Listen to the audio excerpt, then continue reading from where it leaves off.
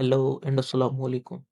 आज की इस वीडियो में हम बात करेंगे कि हमें चाइना में अप्लाई करने के लिए कौन-कौन से डॉक्यूमेंट्स रिक्वायर्ड हैं और क्या-क्या चीज़ें हमने अटेस्ट करवानी है या अगर कोई यूनिवर्सिटी का डिफरेंट डॉक्यूमेंट है तो उसके बारे में आज हम डिटेल से बात करेंगे। ये वीडियो ज़्यादा लंबी नहीं होगी, तो 5 से 7 मिनट में सब कुछ कवर हो जाएगा।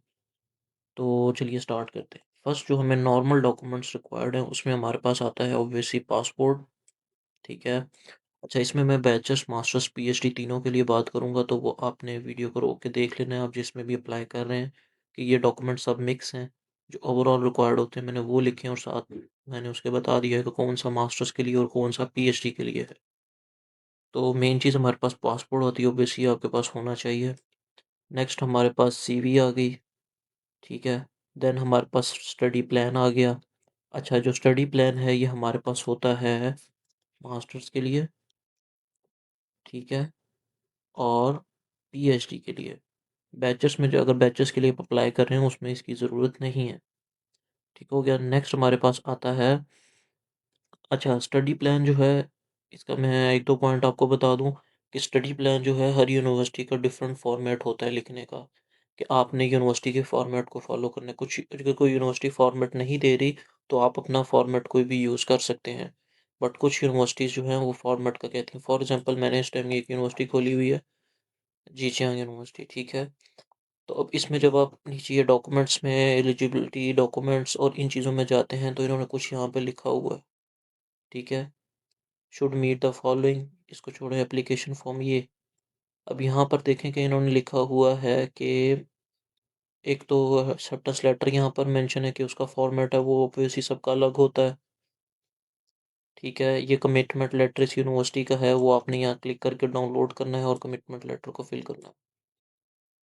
अब ये पब्लिकेशन का हमारे पास आ गया, ठीक है? ये सेल्फ स्टेटमेंट फॉर नेशनैलिटीज़ आ गई, गारंटी लेटर ये भी इस यूनिवर्सिटी का अपना है। इट्स मीन कि यहाँ पर नहीं मेंशन कि आपने जो है वो पर्सनल स्टेटमेंट का कोई स्पेसिफिक यूज़ करना है, ठीक है? उन्होंने जस्ट मेंशन किया है कि 1500 वर्ड का होना चाहिए, ठीक है? उन्होंने कोई भी यहाँ पर आपको इस तरह डाउनलोड का ऑप्शन नहीं दिया या कोई लिंक नहीं दिया कि आप इस स्पेसिफिक को फॉलो करें, ठीक है? तो इट्स मीन कि आप अपना कोई भी फॉर्मेट यूज़ कर सकते हैं। ठीक है, नेक्स्ट हमारे पास आ गया रिकमेंडेशन लेटर। अच्छा, रिकमेंडेशन लेटर में हमारे पास मोस्टली गलती पता है क्या होती है कि हम इसको ले लेते हैं, लेक्चरार से ले लेते हैं या असिस्टेंट प्रोफेसर से लेते हैं। हमें हमेशा एसोसिएट प्रोफेसर एंड प्रोफेसर का चाहिए होता है, ठीक है? अगर तो आप असिस्टेंट का लेंगे या लेक्चरार का लेंगे तो यूनिवर्सिटी आपका जो है वो डॉक्यूमेंट रिफंड कर देगी या इस पे इशू भी होता है। तो इसके बारे में आपने ख़ास तौर पर ख्याल रखना है। और इसमें एक मोस्ट चीज़ कि प्रोफ़ेसर या जो भी पर्सन है, पर्सन की जो आपका प्रोफ़ेसर या एसोसिएट प्रोफ़ेसर जो भी उसको टेस्ट कर रहा है, उसकी ईमेल एंड फ़ोन नंबर ये मैंडेटरी लिखा होना चाहिए, ठीक है? ये लिखा होना चाहिए उसके नीचे सिग्नेचर और स्टैम्प के साथ, ठीक हो गया?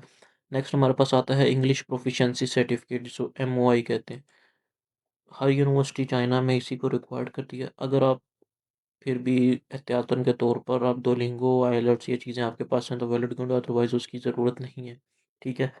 थर्ड हमारे पास आती है बैंक स्टेटमेंट। अच्छा, बैंक स्टेटमेंट मोस्टली वो यूनिवर्सिटीज़ माँगती हैं जो जिस पे आप सेल्फ पे अप्लाई कर रहे हो, ठीक है?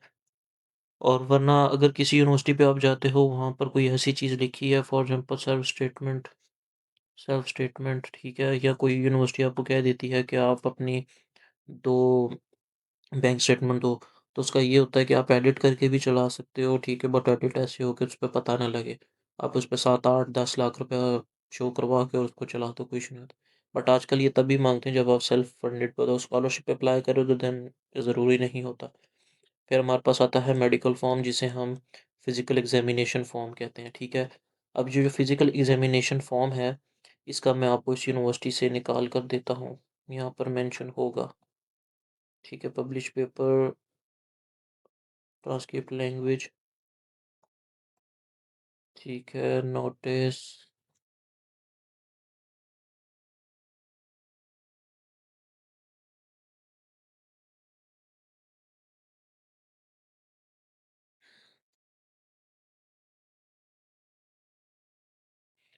या मैं इसको इस तरह करता हूँ, मैं नीचे इसको लिंक पर लगा दूँगा, जो भी आपका वो होता है ना, फिज़िकल एग्ज़ामिनेशन फॉर्म, वो एक यूनिवर्सल उसका पैटर्न है। अभी इसमें यहाँ पर मुझे मिल नहीं रहा, तो वो उसको मैं नीचे लिंक पर लगा दूँगा ताकि आप उसको डाउनलोड करें और आप इज़िली उसको फ़िल अप करके और डॉक्टर के इस पे स्टैम्प होगी, ठीक है? और डॉक्टर आपने इस पे डेट लिखनी है, ठीक है?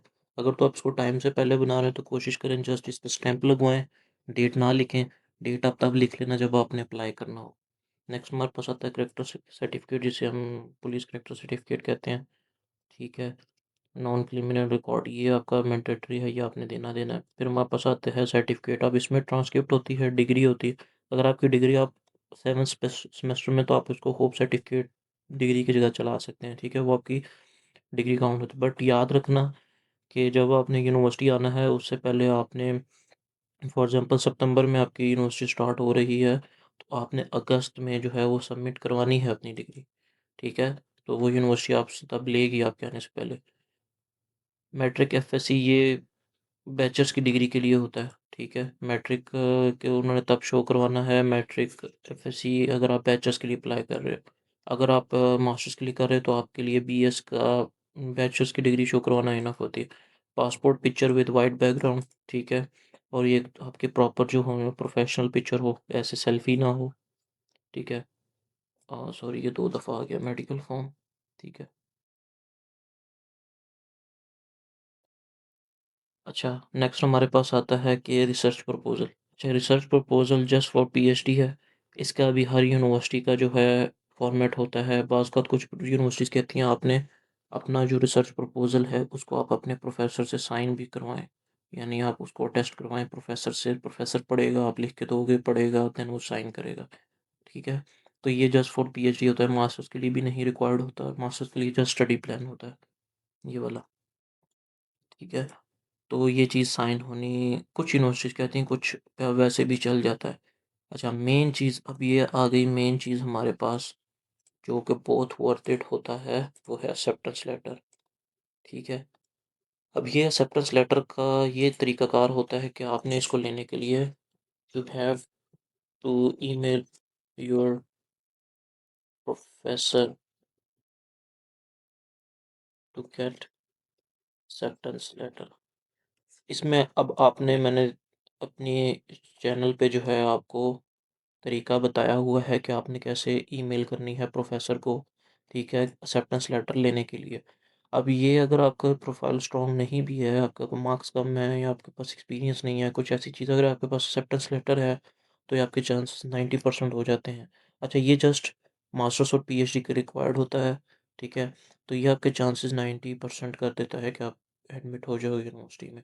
और आपको initial review, department review clear करने के लिए भी ये चीज़ बहुत रिक्वायर्ड होती है, ठीक है? तो आपने इसके लिए कोशिश करनी है। अच्छा, एक्सेप्टेंस लेटर का हर यूनिवर्सिटी का अपना फॉर्मेट होता है, जैसे इन्होंने यहाँ पर लगाया हुआ है, ठीक है?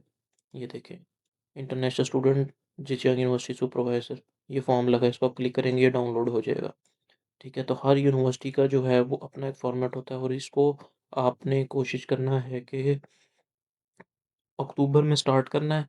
अक्टूबर में आप स्टार्ट करेंगे तो आपको दिसंबर तक आपने लगे रहना है और आपको मिल जाएगा, ठीक है? तो ये चीज़ बहुत ज़्यादा आपकी एप्लीकेशन समझे कि जितनी आपकी डिग्री ज़रूरी है उतना आपका एक्सेप्टेंस लेटर ज़रूरी है। अब इसके लिए जो है वो प्रोफ़ेसर आपसे इंटरव्यू भी करेगा, आपसे रिसर्च प्रपोज़ल लिखवाएगा या आपसे स्टडी प्लान लिखवाएगा, देन वो आपको आपका जो है एक्सेप्टेंस लेटर देगा। जब एक्सेप्टेंस लेटर आपको मिल जाएगा फिर जस्ट आपका एक यूनिवर्सिटी का इंटरव्यू होगा, जो एक नॉर्मल आपके लिए बस फ़ेस टू फ़ेस आपकी टॉक होती है डिपार्टमेंट के साथ। तो ये सारी रिक्वायर्ड डॉक्यूमेंट और चीज़ें हैं, ठीक है? कोई बात आपको ना समझ आई हो, कोई इश्यू हो या कुछ ऐसे टॉपिक हो जिस पे मुझे वीडियो बनानी चाहिए तो आप मुझे कमेंट्स में बता सकते हैं।